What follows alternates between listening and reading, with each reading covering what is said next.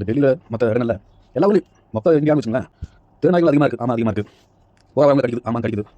அதனால் திருநாய்கள் எல்லாத்தையுமே ஒழிச்சிடணும். இது எப்படி ஒரு நியாயமாக இருக்குன்னு தெரியல. மக்கள் தொகையை கட்டுப்படுத்தின மாதிரி திருநாய்களுடைய பெருக்கத்தை கட்டுப்படுத்த வேண்டியது யார்? ஒவ்வொரு அரசாங்கத்துடைய கடமை திருநாய்களுடைய எண்ணிக்கை வந்து கட்டுப்படுத்துறது. அதாவது இனப்பெருக்கம் ஆகாமல் அதை கட்டுப்படுத்த வேண்டியது அரசாங்கத்துடைய கடமை. ஆனால் ஒவ்வொரு வருஷமும் அதுக்கான நீதிமன்றம் ஒதுக்குறாங்க. எங்கே போகுதுன்னு தெரியல. ஆனால் அந்த வேலை நடக்க முடியும். எல்லா இது துறையிலுமே அப்படி தான் இருக்குது. நாய் மட்டும் ஸ்பெஷலாக.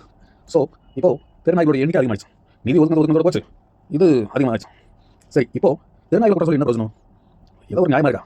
அது என்ன தான் ஒரு திருநாய், வெறி நாய், சொறி நாய் எப்படி வேணா போடும். இவங்க ஒழுங்கா அந்த நேரத்தில் செய்ய வேண்டிய வேலைகளை செய்யாமல் இருக்கிறதுனால திருநாய்களுடைய எண்ணிக்கை அதிகமாகிடுச்சு. அது யாரும் சோறு வைக்கிறது இல்லை. யாரோ 1-2 பேர் பிஸ்கட் வாங்கி போடுவாங்க, அவ்வளோதான். இப்போ என்ன பிரச்சனைனா, ஏன் பிட்புல் நேற்று ஒருத்தர் பிட்புல் நாய் வந்து கடிச்சு கொதறி சாப்பிட்டியா? அப்போ அந்த நாய் எனக்கு பேன் பண்ண வேண்டியதானே? பிட்புலே இருக்கக்கூடாதுன்னு. எனக்கு இதெல்லாம் ஒன்றும் விஷயம் இல்லை. நாய் தான் என்ன பண்ணி தொலைங்க. இவ்வளோ கொந்தளிக்கிற நாய்க்கு ஆதரவாக பேசுகிறவங்க திட்டுறீங்க. சரி, நாய் என்ன கொண்டு போமே.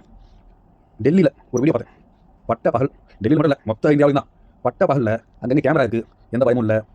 யாருக்கு? திருடுறவங்களுக்கும், கொலை பண்ணுறவங்க, கொண்டாடிக்கிறவங்களுக்கும், பாலியல் அந்த மாதிரி பண்ணுறவங்களுக்கும் என்ன தான் கேமரா, எவ்வளோ சர்வீலன்ஸ் கேமரா இருந்தாலும் சரி, எத்தனையோ கோர்ட் இருந்தாலும் சரி, எத்தனையோ ஜட்ஜஸ் இருந்தும் சரி, எத்தனையோ போலீஸ்காரங்க இருந்தும் சரி, அவங்களுக்கு பயமே இல்லை. ஏன் இப்போ பொம்பளைங்களாம் கூட கொலையெல்லாம் ஜாஸ்தி அசால்ட்டாக லெஃப்ட் ஹேண்டில் பண்ணிட்டு போயிட்டே இருக்காங்க.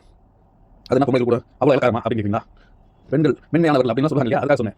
இந்த நேற்று உத்தரப்பிரதேசியா ஒரு பையன் ஒருத்தன் ஏதோ ஒரு பொண்ணை பார்க்க போயிருக்கான். அவனுடைய லவ் 40 நாள் ஆச்சு, இன்னும் அந்த பையனை காணும். 40 நாள் கழிச்சு ஒரு வீடியோ ஒன்று வந்துருக்கு இன்ஸ்டாகிராமில். ஒரு வீடியோ என்னன்னா, ஒரு பொம்பளை மாஸ்க் கட்டிட்டு முகத்தை மறைச்சிட்டு பெரிய கட்டையாக வச்சு அவன் கழுத்து மேலே கால் வச்சு அவன் செத்து அவங்களுக்கு பாவம் டெட் பாடி மட்டும் நினைக்கிறேன். கழுத்து மேலே சங்கில் கால் வச்சு மிதிச்சு கட்டையால் முதுகுல அடிக்கிறான் பொம்பளை. இன்னொரு பொம்பளை ரோட்டில் ஒரு காரக்காரனை பிடிச்சிட்டு அருவா வச்சுட்டு மிரட்டுறா. அதாவது ரொம்ப மென்மையானவர்கள் பெண்கள் அப்படின்னு சொல்கிறீங்க. அவங்களுக்கு அதான பெண்கள் விட்டுருங்க, அவங்களுக்கு பெரியவங்க விட்டுருங்க.